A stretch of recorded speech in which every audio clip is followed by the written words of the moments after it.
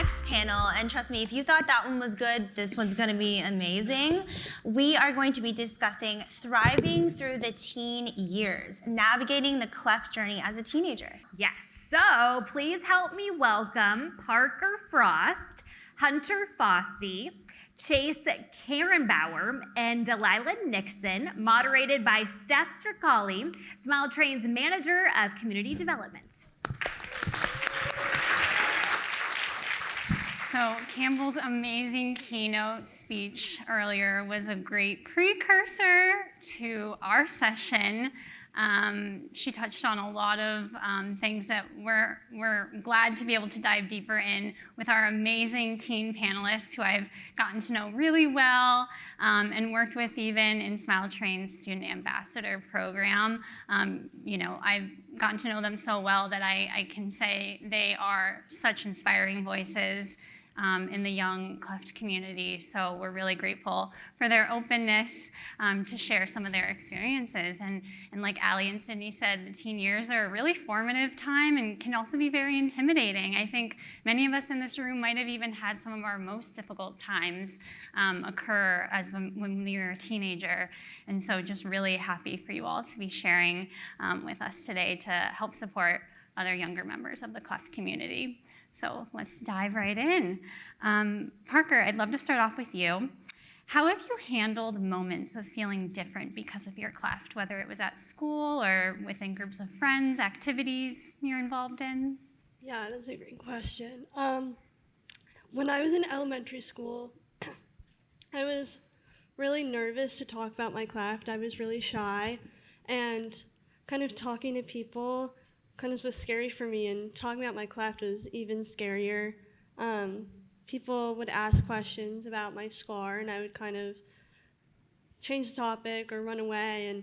And as I got to middle school, I made really great friends who were always there for me. And towards the end of 8th grade, I really started to open up about my cleft. And in high school, I wanted to take it farther and join the Smile Train Student Ambassador program. To tell my story to more people, kind of go beyond my friends. And I think my friends were a really big part in why I wanted to start telling my story, and when I realized that no one would judge me if I did tell my story. Absolutely. Hunter, same question for you. How have you handled moments of feeling different because of your cleft? I'll start back in my elementary. So started very young. All my friends kind of knew that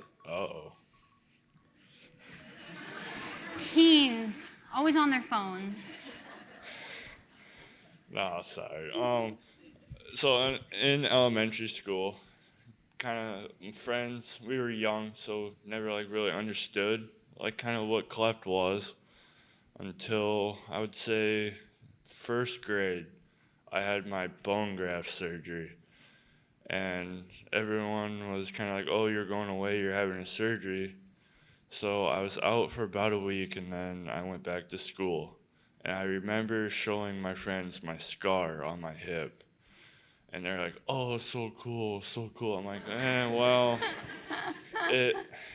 not really. I mean, it's cool to look at, but going through what I had to go through for that surgery was, it's a surgery. I kind of used to it, but at a young age, it wasn't something I wasn't prepared for as a kid. And then growing up, the friends understood, family understood what everything had to happen, and it was just the support of everyone around. It just helped so much. Yeah, absolutely. And so you mentioned, Parker, it can be intimidating, or you can be timid at first to open up about your cleft for the first time, even if it is to friends. And you both mentioned just how important your friends have been. So I'm curious if you could maybe expound on that a little bit more about what your experience was like sharing about your cleft journey to friends and how that might have impacted your friendships for the better. Yeah, I think, I didn't really tell my friends until I was probably in 8th grade, which, I went to the same school for 11 years, so that's kind of a long time before I really told them, but I don't think it really changed my friendships at all.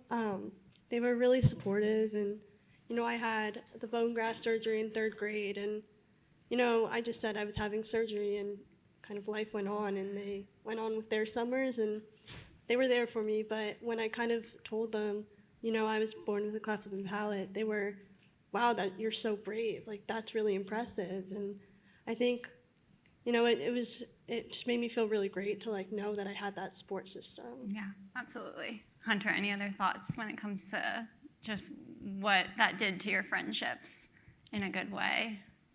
Opening up. I'll go into a little older. So like middle school, late middle school, so 7th and 8th grade, I started getting more friends and just opening it up to other people. A lot of my friends really didn't know that I had a cleft. So I was pretty fortunate with the doctor side of things. A lot of people didn't know what it was. People didn't know that I had it. And then I remember this one conversation I had with my friend. We were just sitting, I don't know what we were doing, but he's like, so what is your cleft? He came to me, he asked me what it was. And so I explained to him what it was, the surgeries that I had, and then he told me, I never knew that you had one. Which that kind of hit me a little hard, because that made me realize I wasn't very open with it at a younger age. But now that I've gotten older, I've accepted it, and I've been talking more about them. So that's really helped. Yeah, well, we love to hear that. I think that's important for younger kids to hear that your friends were really open to learning about your clefts and really responsive to when you did open up, and so that it doesn't have to be so scary to do so if a teen or a kid feels like they need to connect with someone on that. So that's great. Thank you so much for sharing. All right, Dahlila, we're gonna move on to you with the next question. Continuing on the thought of support, who or what has helped you the most in building confidence? Well, my mother has been a really big part of that, which I really appreciate. But another thing that's really been a really big part of that is the 1,001 things my mother has me doing on a daily basis. So it's altar serving at my local church since I was 7, dancing since I was 6, and I started fundraising in 6th grade.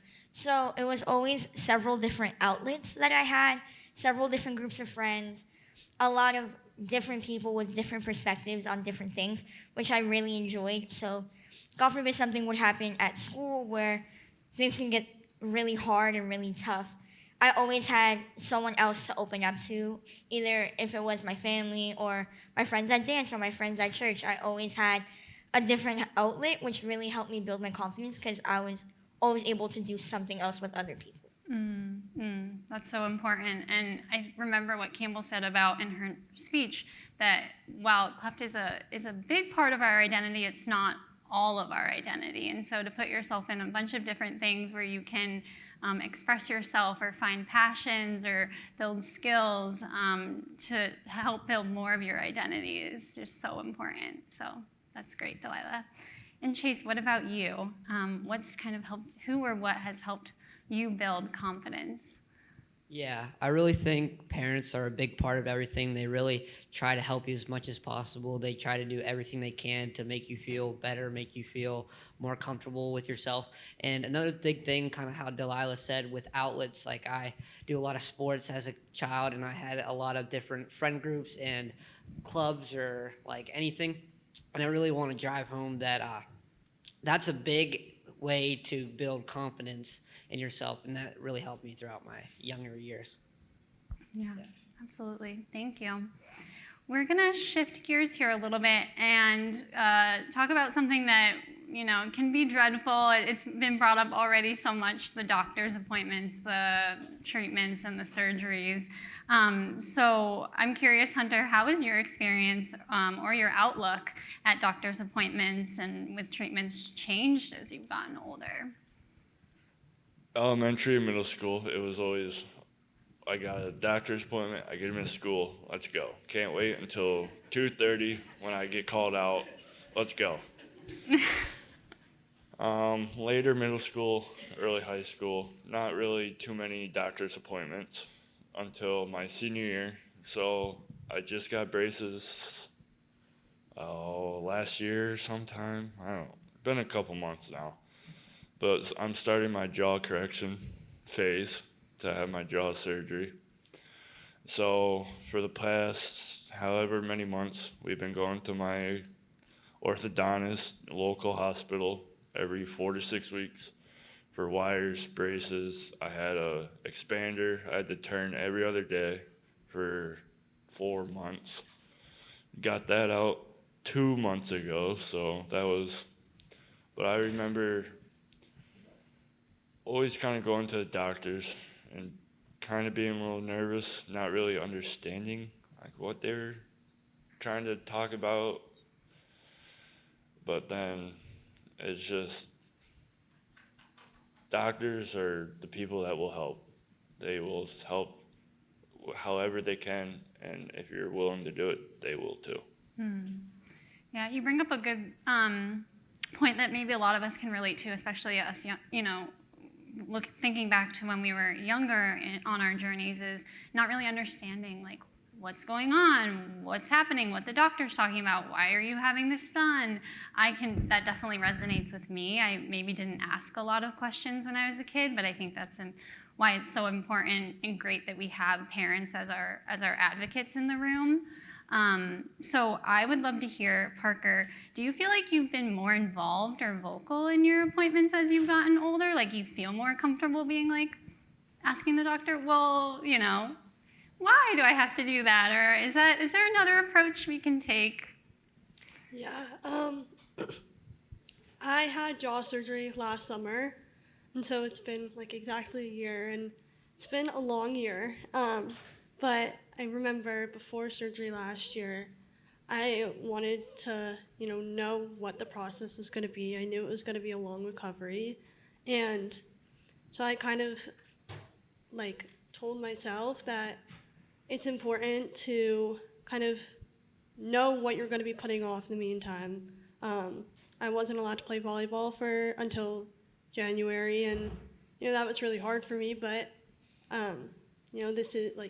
this is to help me, and I kind of just made sure that I knew, what the doctors were doing. Like they knew what they were doing, and it was just really to help myself, I think, through the journey, and it really did help because the last time I had surgery before that was in 3rd grade, and I wasn't listening then. I was just letting my parents deal with all of that. So I think it was really helpful to kind of talk to my doctors this time around. Yeah. And it's nice to hear that you kind of had that mindset shift of I know this is good for me, as it's gonna stink to be out of sports for a little bit, but I know this is the best for me, so that's great. Chase, I would love to hear from you on this topic because you are already such a successful, decorated, competitive wrestler. You travel the world to wrestle. You just got back from a tournament, right, in North Dakota. Yeah. So I'm sure it's very tricky for you and your parents to schedule all of these surgeries. So yeah, I would love to hear just kind of how you've balanced it all.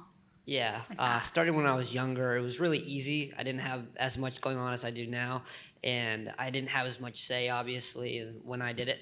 But as I've gotten older, I've had a lot more say in when they were done. Like, for instance, a lot more like orthodontist appointments and stuff. I kind of base, especially in school, which classes are easier and which classes are harder. So on my easier days, I try to pick my appointments then. And then for surgeries or longer appointments, my sports, it kind of gets in the way a lot since I travel a lot. And in the summers, not really my off time, but it's my closest to the off time. So I have a surgery in a week for a lip revision, and we kind of had to base that off my competition schedule since I would have to be off for around 6 weeks. So it's pretty challenging. Yeah, it's a lot. Dahlila, I am going to shift our topic again here and direct this question at you. So how has your experience with Cleft shaped you to become a more passionate person or maybe aware of other people's differences. I remember Campbell saying in her speech how our clefts don't define us, they refine us. And so I think it helps us when approaching others who maybe are facing adversities of their own. What can you say about that? So I would say having Cleft gave me a lot more passion and a lot more empathy towards a lot of people, because it made me realize that we all have different struggles and a lot of different experiences. Like, not everyone with the cleft has the same experience as I do, or not everyone has similar experiences if they don't have a cleft or not.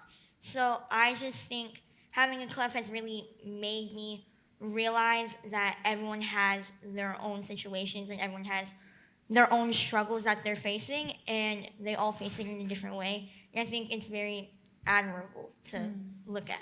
Mm-hmm. Hunter, what about you? How has your cleft kind of changed how you approach others who maybe are going through similar experiences? It goes back to when Mom first started on the CCAC. She always had her meetings on the kitchen table, and I could always hear them. She was always talking, listening, and that kind of went in my head, and I was like, I like that I have my cleft. I'm able to share it, and it's been able to connect so much with different people. I'll give a shout out to Isaac in the back.